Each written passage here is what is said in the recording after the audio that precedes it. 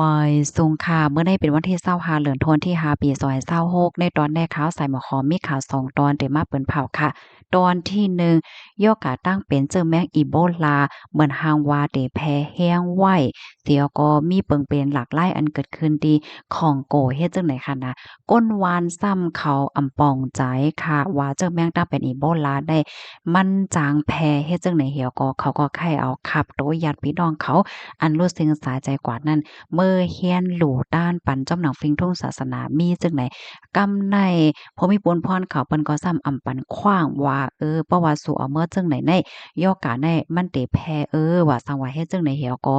ก้นวานหมาเจอเขาก็ซ้ำห้านใจในสิเอาไฟใน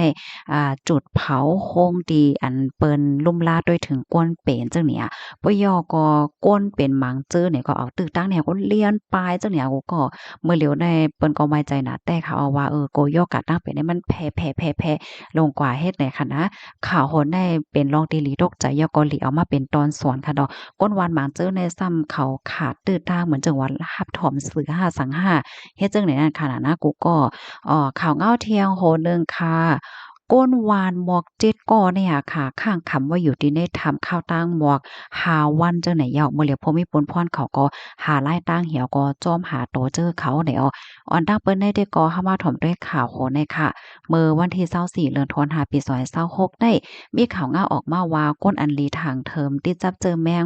อีโบลาม18ก็ที่ในของโกนั่นลักหลวมปลายกว่าไหว้หลังเสก้นวานเขามาเผา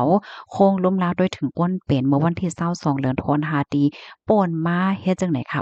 ในก็ได้เลยว่าเป็นลวงเฮ็ดให้ต่อโคงเศร้าลุ่มลาโดยถึงก้นเป็นอันที่จับเจอแมง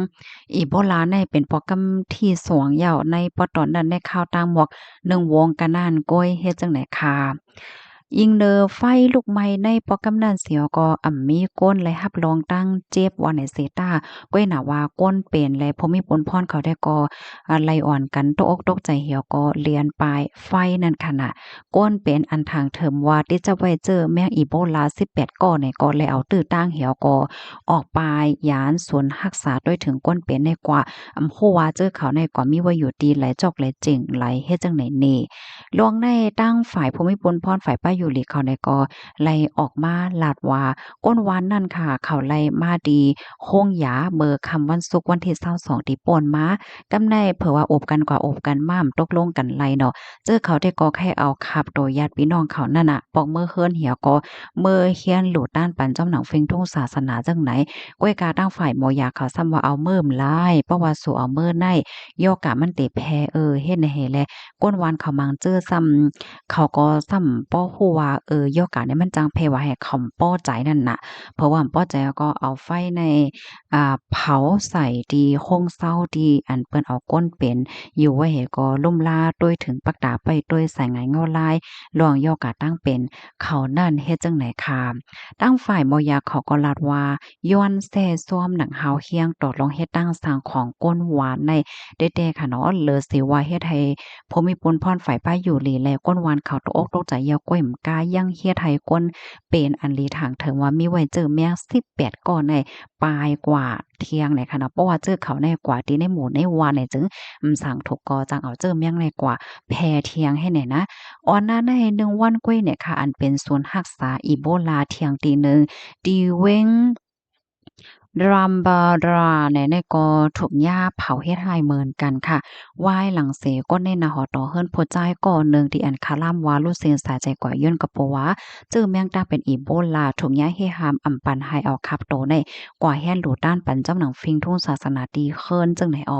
ตั้งฝ่ายภูมิพลพรเขาลาดว่าคาบโตก้นที่อันลูเซนสาใจย้อนกะโปว่าเจอแมงอีโบลาในมันจางแพเจอแมงไหลหนังหาวเฮียงกำนันรายการที่เอาคาบโตกว่าจัดเฮ็ดปยก็มีคนมาเข้าโฮมปังหมาสาตั้งนำตั้งหลายจังในเหี่ยวก็มันก็ยิงแค้นจังเฮ็ดให้ยอกะตั้งเป็นในแพลามกว่าไลก็เปิดจังหนังในยาวตั้งฝ่ายมอยาเขาในก็จังไรล่มลาโดยถึงเหี่ยวก็จัดการฟังคับโตโกนที่อันรู้สึงสาใจกว่าอันทางเทิงว่าที่จับเจอแมงอันไหนเฮ็ดจังไหนนะคะก้อยกะว่าอีกเนอร้องในเหี่ยวก็ก้นวานเขามังเจอซ้ำอ่ำป้อจ้ายค่ะห่านจ้ายนั่นข ะก้นวานก้นในหมู่ในวานว่าสังว่าเจ้าในเฮ็ดได้อ้อตั้งโครงการลมฝ่ายป้ายอยู่ดีลมฟ้า WHO ในก็ลาดว่าลวงแพเจอแมงตั้งเป็นปอกกำในเป็นรองตีหรือไม่ใจแลมีตื้อตั้งว่ามันจางแพแห้งที่ในของโกจังไหนเนี่ยค่ะโยกะเจอแมงตั้งเป็นไวรัสอีโบลาอันแพร่อยู่บ่เหลียวในคันมันเป็นสายพันธุ์บนดีโบโจนะคะเป็นสายพันธุ์ที่อันหายาก เฮาก็มันอำไปมียาแห้กังวัคซีนอันซ้ำเหี่ยวก็แห้ห้ามไล่เฮ็ดจั่งไหนอ้อนะมื้อเหลียวเจิ้มแมงได้เดก็มันแพ้แห้งว่าอยู่ดีในเจดอนดูรีว่าเฮ็ดไหนค่ะมื้อเหลียวในเลยฮู้ว่าก้นอันดีทางเทิมว่าติดจับเจิ้มแมงดังเป็นในมี7ปาก50ก็และอันรู้สึกสาใจกว่าในที่มีอยู่หมอก1ปาก77ก็จังไหนอ้อคาดล่ามว่าเส้นสายไม้ในเตจัง เพิ่มนำเทียงเหลือเสในเมื่อเหลียวพมิปนพ่อนเขาในกอปักตาไปด้วยหนังเต้ๆวาเย้าในค่ะย่อกะตั้งเป็นเจ้าแม่อีโบลาในครบทบหันปอกกำแหกเมื่อพ่องปีนึงแห่งกอปัก76ในปื้นที่ของโกค่ะปยกเลยฮู้ว่ายกกะตั้งเป็นแน่ลูกมาตีวิ่งเฮ็ดจั่งใดคะอันมันแพเทิร์นเถียงในโปรแกรมในก็แต่เลยว่าเป็นโปรแกรมที่17ยาวค่ะยกกะตั้งเป็นอันใดจางที่จับกันไล่โดยทางน้ำลายน้ำมูกไอจามการเตื้อหญ้าผิวเนื้อผิวหนังว่าสังว่าเจ้านายเฮ็ดจั่งใดปยก็คนที่อันรู้สึกสาใจกว่านั้นก็มันก็จางแพ้เจอแมงไลเหมือนกันเฮ็ดเนี่ยกำนั้นแหละเพราะว่าเสียงเหย้ารูดเสียงเหย้าในตั้งฝ่ายหมอยาเขาเพิ่นก็ได้ขับขืนจัดการกว่าจังเนี่ย เพราะว่าเอามาเฮียนหลูด้านปันที่ขอเคินเนี่ยจึงสังทบมันก็จังแพ้ปันก้นต่างก่อไลเทียงให้ไหนได้เข้าตั้ง50ปีที่ป่นมาในค่ะมีคนรู้เสียงสายใจย้อนก็เพราะว่าเจ้าแม่อีโบลาตั้งปอตอนกลแอฟริกาในโคมเหย้าก็ได้มีอยู่หมอกหนึ่งเหมือนหาเห็นก่อและเจ้าในเมื่อพ่วงปี2018ถึง2020นั้นก็แพ้แห้งดีของโกขนมเมื่อนั้นก็มีคนรู้เสียงสายใจหิ้มจำ2เห็น3ปากก็ว่าไหนค่ะข้อมูลตอนในคาลิปมาที่ห้องการข่าว BBC และ TNN ต่างไว้เนี่ยค่ะพี่น้องค่ะถ่อมข่าวโคแนวหันเถินจึงหือพองค่ะกาหันถึงว่ามันไลตอนสอนคณะการถ่อมข่าวถ่อมเงาในลำลองเต้ๆเนาะพี่น้องเนาะ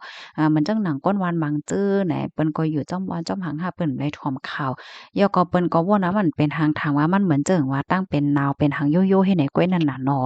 ตั้งเป็นอันที่มันแพร่ล่ำกันแล้วในมันไว้เมามางอำไลเฮ็ดจังได๋ค่ะนะค่ะกำเนิดแรกค่ะใส่หมอหอมได้ก็ไข่ตึกโซนค่ะเนาะพี่ๆน้องๆเฮาข่าวปันข้าวยามให้ถ่อมข่าวถ่อมเงาการที่เฮากาถ่อมข่าวเงาในเลือเสว่าเฮาฮู้ว่าติไหลเป็นไรเป็นติไหลยาวก้อยกาเฮาข่าวก่อนไหลรับโฮตั้งฮู้เปิ้นฐานอันลำลวงตนตาโตเจ้าก็เฮาเฮ็ดจังได๋เนาะกำในเฮาค่ะมาถ่อมด้วยข่าวเงาเที่ยงตอนหนึ่งค่ะ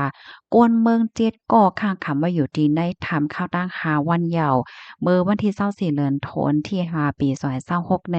มีข่าวเงาออกมาว่าไหนอันเป็นเมืองแฮ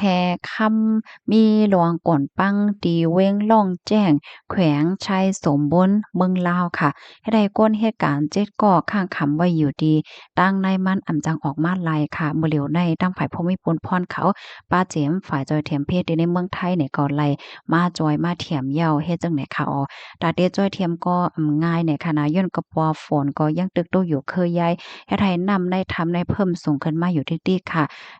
ตั้งฝ่ายพอมีปนพรเขาเนี่ยก็เลยอ่อนกันปักตาไปตัวเหี่ยวก็หาสายงายเงาไล่หาไล่ตั้งเปิดตาจอยเทียมบันก้นตีอันข้างคำว่าอยู่ที่ใน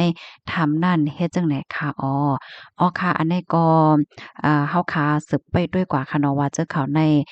ได้มีสายงานเงาไล่จังหือมาเที่ยงให้แหน่น้องบ่เหลียวได้แต่ก็ตั้งฝ่ายพอมีปนพรเขานั้นตึกหาไล่ตั้งเฮ็ดจอยอยู่ติ๊กๆเนี่ยค่ะนี่ก็เป็นรองเป็นตอนสอนอันหนึงค่ะเนาะตอนรับพี่น้องเฮาเขา เจออันเหตุการณ์จอมเหมืองเสียงเมืองข้ามห้าอำนั้นก็ก่อนเลยก็แอลที่ในไทม์ในพ้องขิงข้าวคือข้าวฝนในได้ก็สติพ้องก็หลีเหมือนกันเฮ็ดจังได๋ค่ะเนาะข้อมูลตอนในคาลิปิมอิงเอามาที่ห้องการข่าวสดออกไว้ค่ะยินจมูกก็ที่รับถอมปันแห้งค่ะหมอยทรงค่ะ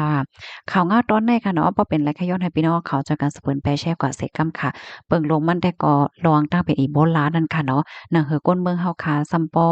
เตมีลองป่องใจเจิงก้นวานหมังเจอที่เมืองคองโกเขานั่นนะคะเนาะพี่น้องเฮาค่ะยินจบค่ะหมอยทรงค่ะ